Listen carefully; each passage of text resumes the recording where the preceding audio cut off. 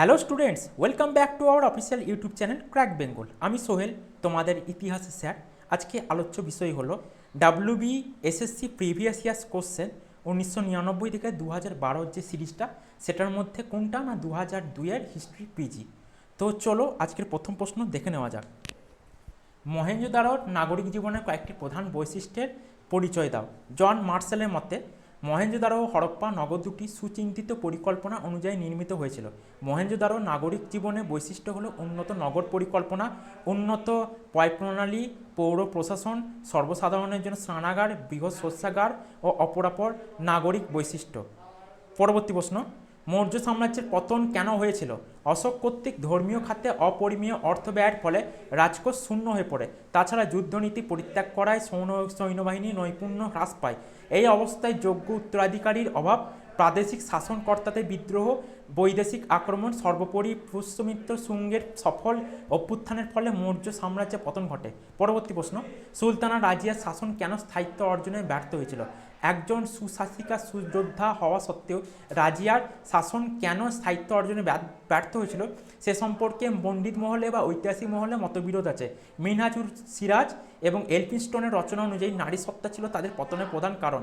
তার স্বল্পকালীন রাজত্বে আমির ওমরাওতে বিদ্রোহ ও ষড়যন্ত্র তার পতনকে অনিবার্য করে তুলেছিল। পরবর্তী প্রশ্ন, শিবাজি প্রবর্তিত অষ্টপ্রধান ব্যবস্থা সম্পর্কে আপনি কি জানেন? শিবাজির শাসন ব্যবস্থার সাথে সংশ্লিষ্ট 8জন মন্ত্রী অষ্টপ্রধান নামে খ্যাত। এরা হলেন পেশোয়া বা প্রধানমন্ত্রী, আমতা বা রাজস্ব মন্ত্রী, ন্যায়াধীশ বা প্রধান বিচারপতি, পণ্ডিতরাও বা ধর্মাধ্যক্ষ, দাবির বা যুদ্ধ বিষয়ে পরামর্শদাতা, সেনাপতি বা সামরিক বিভাগের ভারপ্রাপ্ত মন্ত্রী, তার খবর লিপিবদ্ধকারী ও সচিব সরকারি পত্র প্রেরণকারী মন্ত্রী। পরবর্তী প্রশ্ন, ফরাজি আন্দোলনের প্রকৃতি কী ছিল? ধর্মীয় সংস্কার আন্দোলন রূপে শুরু হলেও ফরাজি আন্দোলন ছিল মূলত কৃষক আন্দোলন। এই আন্দোলন ইংরেজ ও জমিদার বিরোধী কৃষক আন্দোলনে পরিণত হয়েছিল। পরবর্তী প্রশ্ন, সত্যাগ্রহ বলতে গান্ধী কি বুঝতেন? সত্যের প্রতি একান্ত নিষ্ঠা এবং সত্যকে অবলম্বন করে শান্ত নিরস্ত্রভাবে অন্যায়ের বিরুদ্ধে সংগ্রামকে গান্ধীজি সত্যাগ্রহ আখ্যা দিয়েছেন। সত্যাগ্রহ নামক নৈতিক শক্তির সাহায্যে আত্মকষ্টের মাধ্যমে অহিংস উপায়ে প্রতিপক্ষকে জয় করাই ছিল সত্যাগ্রহের মূল লক্ষ্য। পরবর্তী প্রশ্ন, 1905 খ্রিস্টাব্দে কার্জন কেন বাংলা বিভাজন করেছেন? সরি, এখানটা একটু টাইপিং মিস্টেক হয়ে গেছে, খ্রিস্টাব্দের জায়গায় শ্রী চলে এসেছে। বাংলা প্রেসিডেন্সির ন্যায় এক বিশাল প্রদেশের শাসনভার একজন গভর্নরের হাতে রাখা প্রাদেশিক ক্ষেত্রে অসুবিধাজনক। সুতরাং প্রশাসনিক সুবিধা ও অবহেলিত আসাম উড়িষ্যা প্রদেশের উন্নয়নের জন্য বঙ্গবিভাগ অপরিহার্য। কিন্তু এর পশ্চাতে ছিল বাঙালি জাতীয়তাবাদকে দুর্বল করে ডিভাইড অ্যান্ড রুল নীতি কার্যকর করা। পরবর্তী প্রশ্ন, 1789 খ্রিস্টাব্দে ফরাসি বিপ্লবকে বুর্জোয়া বিপ্লব কেন বলা হয়? প্রাক ফরাসি বিপ্লবকালে তৃতীয় সম্প্রদায়ের মধ্যে আর্থিক দিক থেকে সচ্ছল শ্রেণী ছিল বুর্জোয়া সম্প্রদায়। এদের আর্থিক ঋণদানের মাধ্যমে রাষ্ট্রীয় অর্থনৈতিক কাজকর্ম চলত, অথচ সমাজে এদের কোনো মর্যাদা ছিল না। তাই এরা শ্রেণীগত চেতনা ও অভিজাত শ্রেণীর বিশেষ সুযোগ সুবিধার বিরুদ্ধে জনগণকে সংগঠিত করে এবং বিপ্লবের নেতৃত্বভার গ্রহণ করে।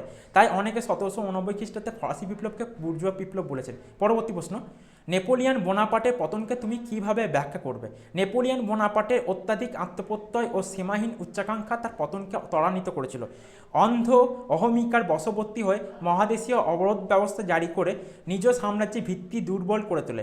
স্পেনীয় ক্ষত মস্কো অভিযানে ব্যর্থতা তার পতনকে অনিবার্য করে তুলেছিল। পরবর্তী প্রশ্ন, ভার্সাই চুক্তিকে কেন আরোপিত শান্তি বলা হয়? ভার্সাই চুক্তির খসড়া প্রস্তুতির সময় জার্মান প্রতিনিধিদের সঙ্গে কোনো রকম পরামর্শ করা হয়নি ও তাদের মতামতের কোনো মূল্য দেওয়া হয়নি। নামে শান্তি চুক্তি হলেও বাস্তবে এটি ছিল জার্মানিকে স্থায়ীভাবে পঙ্গু করে রাখার একটি প্রয়াস। জার্মানির ওপর আরোপিত ক্ষতিপূরণ ও সন্ধি শর্ত যুদ্ধের হুমকি দেখিয়ে তাকে মানতে বাধ্য করা হয়েছিল।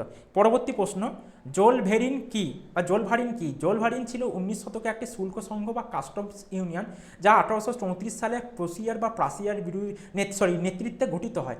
এর উদ্দেশ্য ছিল জার্মান রাজ্যগুলির মধ্যে শুল্ক বা কর ছাড়াই পণ্য বিনিময় সহজ করা এবং অর্থনৈতিক একীকরণে সহায়তা করা। এটাই কটা তোমার সংঘ ছিল না, 18টা সংঘ নিয়ে এই জোলভেরিন গঠিত হয়। ওকে, পরবর্তী প্রশ্ন, নাৎসিবাদ কি? নাৎসিবাদ ছিল জার্মানির একটি চরম ডানপন্থী জাতীয়তাবাদী রাজনৈতিক মতবাদ, যা অ্যাডলফ হিটলারের নেতৃত্বে national socialist German workers party বা এনএসডিএপি দ্বারা প্রচারিত হয়। পরবর্তী প্রশ্ন, অষ্টাদশ শতকে বাংলা, অযোধ্যা, হায়দ্রাবাদের আঞ্চলিক রাজ্যের প্রতিষ্ঠাতা কারা ছিলেন? অষ্টাদশ শতকে মুঘল সাম্রাজ্যের দুর্বলতার সুযোগ নিয়ে ভারতের বিভিন্ন অঞ্চলে স্বাধীন বা আধা স্বাধীন আঞ্চলিক রাজ্য গঠিত হয়। তাদের মধ্যে উল্লেখযোগ্য তিনটি রাজ্য, তাদের প্রতিষ্ঠাতারা হলেন, বাংলার ছিলেন মুর্শিদ কুলি খাঁ, তিনি 1717 সালে বাংলার প্রথম স্বশাসিত নবাব হন। এরপরে আসছে অযোধ্যা বা আওয়াধ, সাদাত খাঁ বা বুরহানুমূলক 1722 সালে তিনি আওয়াধের সুবেদার নিযুক্ত হন এবং নিজেকে স্বশাসিত শাসক হিসেবে প্রতিষ্ঠিত করেন। এবং পরবর্তী 3 নম্বর আসছে হায়দ্রাবাদ, 1724 সালে নিজামুল মুলক, যার আরেক নাম আসফ ঝা, হায়দ্রাবাদে ভিত্তি স্থাপন করেন এবং নিজেকে নিজাম খাঁ উপাধিতে ভূষিত করেন। এই রাজবংশকে বলা হয় আসফ ঝাহি বংশ। এই রিলেটেড একটা প্রশ্ন দিয়ে দেয় যে অষ্টাদশ শতকে কে ভাগ্যান্বেষী যুগ কে বলেছেন? ঐতিহাসিক কে কে দত্ত বা কালীকিঙ্কর দত্ত এটা বলেছেন। ওকে, পরবর্তী প্রশ্ন, বৈদিক যুগের আদি পর্বে মহিলাদের অবস্থান সম্পর্কে তুমি কি জানো? বৈদিক যুগের আদি পর্বে খ্রিস্টপূর্ব প্রায় 1500 থেকে 1000 খ্রিস্টপূর্বাব্দে মহিলাদের সামাজিক অবস্থান ছিল তুলনামূলকভাবে সম্মানজনক ও স্বাধীন। প্রথম বৈশিষ্ট্যগুলি নিচে দেওয়া হলো। 1 নম্বর, নারীরা বেদ অধ্যয়ন করতে পারতেন। অনেক নারী ঋষি ছিলেন, যেমন ঘোষা, লোপামুদ্রা, বিশ্বাবাড়া ইত্যাদি। 2 নম্বর, উপানয়ন বা ব্রাহ্মণত্ব গ্রহণের অনুষ্ঠান নারীদের ক্ষেত্রে প্রযোজ্য ছিল। 3 নম্বর, যে নারীরা নিজেদের ইচ্ছা মতো বর নির্বাচন করতে পারতেন। 4 নম্বর, সমাজের নারীর মূল্য শুধুমাত্র মাতৃত্বের সীমাবদ্ধ ছিল না। 5 নম্বর, সম্পত্তির অধিকার ছিল না, তবে পারিবারিক ও ধর্মীয় ক্ষেত্রে নারী সম্মান ছিল। পরবর্তী প্রশ্ন, বৌদ্ধ ধর্মের উত্থানের সামাজিক পটভূমি কী ছিল? বৌদ্ধ ধর্মের উত্থানের সামাজিক পটভূমি ছিল 1 নম্বর, পূর্ববর্তী বৈদিক সমাজে ব্রাহ্মণ শ্রেণী একাধিপত্য। 2 নম্বর, ক্ষত্রিয় শ্রেণী অসন্তোষ। 3 নম্বর, অবহেলিত শ্রেণী ক্ষোভ। এবং 4 নম্বর, নারীর অবস্থানে অবনতি। মহলওয়ারি বন্দোবস্তের বৈশিষ্ট্যগুলি কী ছিল? উত্তর ভারতের বিস্তীর্ণ অঞ্চলে ইস্ট ইন্ডিয়া কোম্পানি গ্রাম বা মহল ভিত্তিক যে ভূমি রাজস্ব বন্দোবস্ত গড়ে তুলেছিল তা মহলওয়ারি বন্দোবস্ত নামে পরিচিত। এর মাধ্যমে এটি একটি গ্রাম বা মহলের কাছে ভূমি রাজস্ব আদায় করা হতো। এই ব্যবস্থায় জমি সংক্রান্ত স্বার্থ যেমন জড়িত ছিল, তেমনি তালুকদার ও গ্রামীণ সমাজের স্বার্থও জড়িত ছিল। সরকার ইচ্ছামতো যে কোনো ব্যক্তির সাথে এই চুক্তিতে আবদ্ধ হতো। গোরখপুর, কানপুর, এলাহাবাদ, আলিগড়, বেরেলি, মোর্দাবাদ, ইটাওয়া, আগ্রা, বুন্দেলখণ্ড সর্বত্রই কোম্পানি এই বন্দোবস্ত চালু করে। এই বন্দোবস্তে সবচেয়ে বেশি ক্ষতিগ্রস্ত হয় কৃষকরা। আকবর কি নতুন ধর্মমতের প্রচলন করেন? আকবরের ধর্মচিন্তার চরম পরিণতি ঘটে দিন-ই ইলাহি বা তৌহিদ-ই ইলাহি প্রবর্তনের মাধ্যমে। বদাউনি দিন-ই ইলাহিকে নতুন ধর্মমত বলে উল্লেখ করেছেন, যদিও ভিনসেন্ট স্মিথ একে একজন স্বৈরাচারী শাসকের হাস্যকর আত্মরম্ভিতা ও মূর্খতার প্রকাশ বলে ব্যঙ্গ করেছেন। তবে দিন-ই ইলাহিকে প্রকৃত অর্থে কোনো ধর্মীয় মত বলা যায় না। কোনো ধর্মের যেগুলি সাধারণ বৈশিষ্ট্য, যেমন ঈশ্বর, পুরোহিত, আচার অনুষ্ঠান, ধর্মগ্রন্থ প্রভৃতি, এখানে কিছুই ছিল না, তার কিছুই ছিল না। তাই একে নতুন ধর্ম না বলে বিভিন্ন ধর্মের সমন্বয়ে গঠিত একটি নৈতিক জীবনবাদ বলা উচিত। বেভারিজ, জন্নর, শিবলি নোমানি প্রমুখ ঐতিহাসিক উপরোক্ত মতের বিরোধিতা করেছেন। তবে সার্বিক বিচারে আকবরের ধর্মমত ছিল একটি সমন্বয় ভাবনা। এটি কোন সময় হয় সেগুলো দেখে যে ইবাদতখানা, এই রিলেটেড প্রশ্নও আসতে পারে। ওকে, নব্য ইতালি আন্দোলন সম্পর্কে তুমি কি জানো? ইতালির ঐক্য আন্দোলনের অন্যতম প্রাণপুরুষ ছিলেন জোসেফ মাৎসিনি। মাৎসিনি ইতালিতে কার্বোনারি দলের ব্যর্থতার পর 1832 খ্রিস্টাব্দে ইয়ং ইতালি নামে এক নতুন জাতীয়তাবাদী দল প্রতিষ্ঠা করেন। এই দলের আদর্শ ছিল আধুনিক শিক্ষা প্রচার ও প্রসার, আত্মত্যাগ ও জনসমাজে জাতীয়তাবাদের সঞ্চার, ইতালির নিজস্ব শক্তির মাধ্যমে ইতালিতে অস্ট্রিয়া আধিপত্যের অবসান এবং সর্বোপরি ইতালি ঐক্য আন্দোলন সম্পন্ন করা। সম্পদের নির্গমন বলতে কী বোঝো, বা ড্রেনেজ অফ ওয়েলথ বলতে কী বোঝো? অষ্টাদশ শতাব্দী থেকে ইংরেজ ইস্ট ইন্ডিয়া কোম্পানি এবং তাদের কর্মচারীরা ভারতে খুব বেশি পরিমাণে অর্থ উপার্জন করে এবং ইংল্যান্ডে প্রেরণ করেছিল। এইভাবে ভারত থেকে বিপুল পরিমাণ অর্থ ইংল্যান্ডে রপ্তানি হলেও ভারত তার বিনিময়ে কিছুই পায়নি। এই ঘটনাকে সম্পদের নির্গমন বা অপহার বলা হয়। এই প্রসঙ্গে একটা কথা বলা যায় যে ইংরেজ ইস্ট ইন্ডিয়া কোম্পানি যে লোকজন যেত, এরা কী করতো, রাতারাতি বড় লোক হচ্ছে এবং ওখানে গিয়ে একটা যে আজকের দিনে যে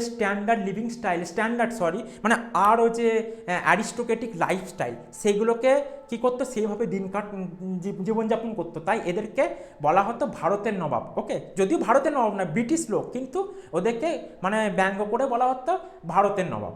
এর মধ্যে লর্ড ক্লাইভ ছিল একজন অন্যতম ব্যক্তিত্ব। মনসবদার কারা ছিলেন? প্রত্যেক মুঘল কর্মচারীদের পদমর্যাদা এবং তার কর্তব্য দায়িত্বের পরিচয় ভিত্তিসূচক যে প্রশাসনিক কাঠামো আকবর তৈরি করেছেন তা মনসবদারি ব্যবস্থা নামে পরিচিত। তারা 10 থেকে 10,000 পর্যন্ত মোট 33টা স্তরে বিভক্ত ছিলেন। আজকে আলোচনা করলাম 2002 সালের হিস্ট্রি পিজির কোশ্চেন। আবার পরের দিন আরও বেশ কিছু সেট নিয়ে আলোচনা করব। যদি আমার ভিডিওটিকে ভালো লেগে থাকে তাহলে লাইক করো এবং চ্যানেলটিকে সাবস্ক্রাইব করো।